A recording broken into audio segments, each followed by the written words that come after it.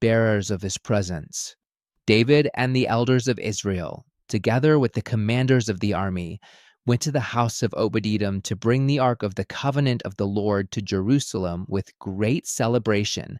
1 Chronicles 15, verse 25. Who sought the ark? The leaders. If the leaders do not seek God's presence, the church will not have it. And before you think of other people, remember that, in one way or another, we all exert influence in different areas. In other words, we are all leaders. Therefore, these tips are for your life and not for someone else's. What is non-delegable and irreplaceable? 1. Having an encounter with God. Every Christian should be passionate about his presence, and leaders should be at the forefront of this movement. They should be the first to cultivate a loving relationship with God every day in the tent of meeting. Don't settle for reading your devotional or just doing what is expected. Seek more. Be more passionate. 2. Leading others to an encounter with God. Moses led the people out of the camp to meet with God. Exodus 19, verse 17.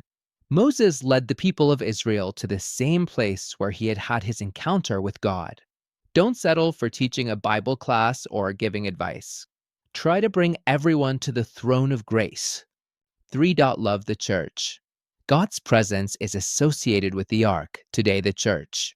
Every Christian should give the church a place of importance, but if you neglect fellowship, serve half-heartedly, criticize, and contaminate others, you tarnish the church. Look at how David acted. He stripped off his clothes to worship with joy. The king and most prominent leader was the first worshiper. Abinadab, on the other hand, was indifferent to God, and his son Uzzah lost his life.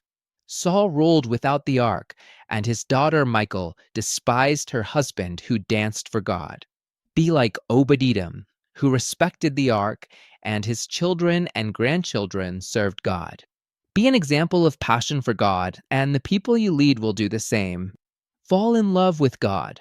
Be a bearer of his presence. Forgive me, Lord, for the times I neglected my communion with you, served you reluctantly, and was not passionate in seeking your presence. Forgive me for not loving the whole church as you love it. Forgive me for not bringing others to the foot of your cross. Today, I want to be a light to others and live close to you. In Jesus' name, amen.